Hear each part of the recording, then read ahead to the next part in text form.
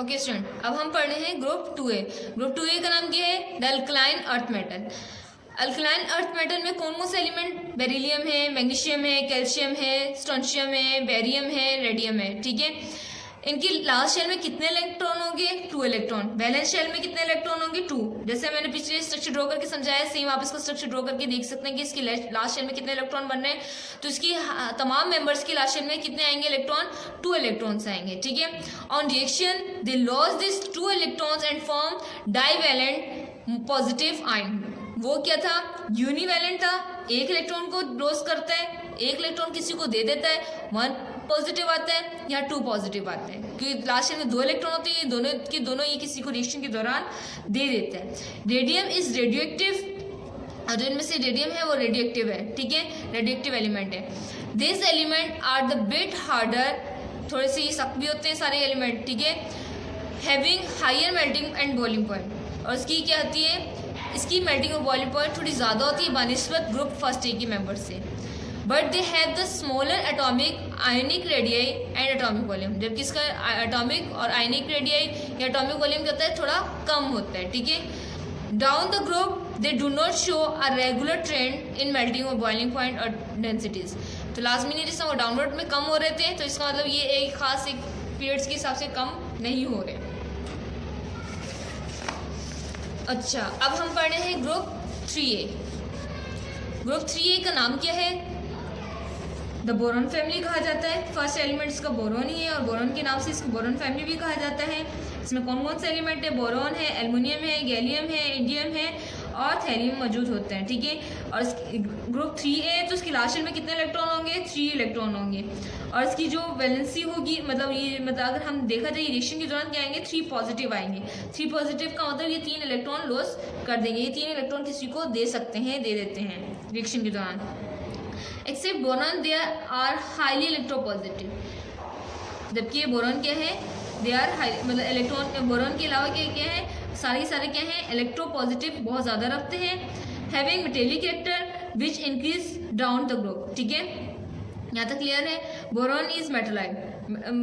Boron जबकि इसके अंदर क्या है? मेटोलाइट की प्रॉपर्टी रखते हैं। अ मेटोलाइट is an element which has some properties of metal and some properties of non metal। जबकि मेटोलाइट की डेफिनेशन आगे आ गई है कि मेटोलाइट क्या होता है? मेटोलॉइड है, मेटल प्लस नॉन मेटल दोनों जैसी प्रॉपर्टी रखने वाले मेटोलाइट कहलाते हैं। कुछ प्रॉपर्टीज मेटल की तरह होती हैं, जबकि कुछ प्रॉपर्टीज नॉन मेटल की तरह होती हैं, उसको हम मेटोलाइट कहते हैं। तो जबकि बोरॉन क्या है? मेटोलाइट है। इस ग्रुप में जो बोरॉन है वो मेटोलाइट है, मतलब कभी कभी वो मेटल की तरह बिहेव करता है, कभी कभी नॉन मेटल की तरह बिहेव करता है।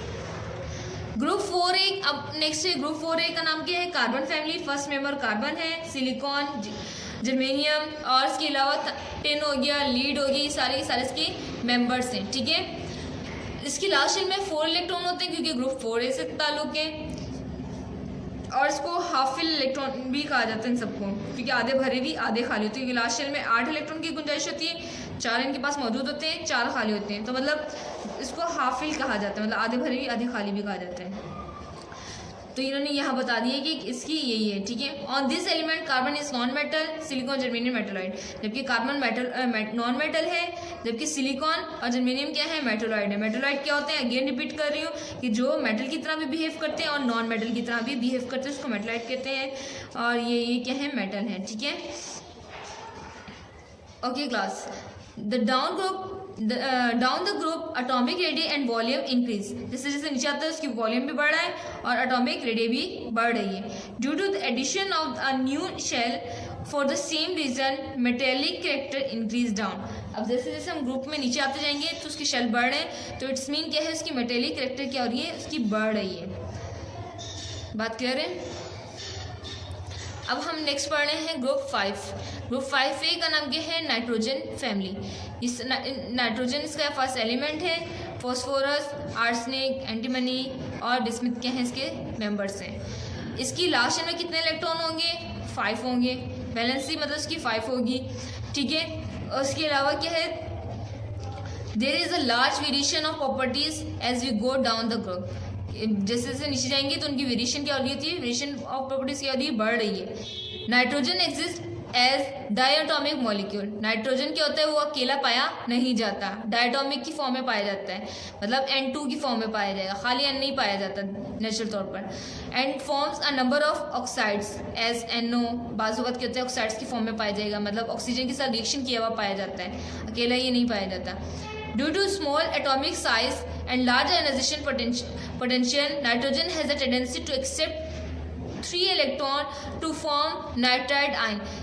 अब ये क्या कह रहे हैं कि क्योंकि लास्ट शेल में इनके कितने इलेक्ट्रॉन हैं, 5 इलेक्ट्रॉन हैं, और इनको अपना शेल कंप्लीट करने के लिए कितने की ज़रूरत होती है, क्योंकि हमें 8 चाहिए होते हैं। लास्ट शेल में कितने इलेक्ट्रॉन हैं, 5 हैं, तो 3 की रिक्वायरमेंट होती है। तो ये 3 किसी से ले लेते हैं, जबकि 5 ये किसी को देते नहीं है, क्योंकि 3 लेना आसान है, 5 देना मुश्किल हो जाता है, तो इसलिए 3 नेगेटिव का साइन आता है यहाँ, मतलब 3 क्या करते हैं, किसी से मांगते हैं, इसलिए 3 नेगेटिव हो गए। सही है। Phosphorus exist as P4 molecule, जबकि इसके अंदर फॉस्फोरस जो P4 के फॉर्म में ये पाया जाता है। Except nitrogen all exist in more than 1 allotropic form, कि सिर्फ और सिर्फ उसकी नाइट्रोजन के अलावा सारे की सारे 1 इलेक्ट्रोपिक फॉर्म में पाए जाते हैं।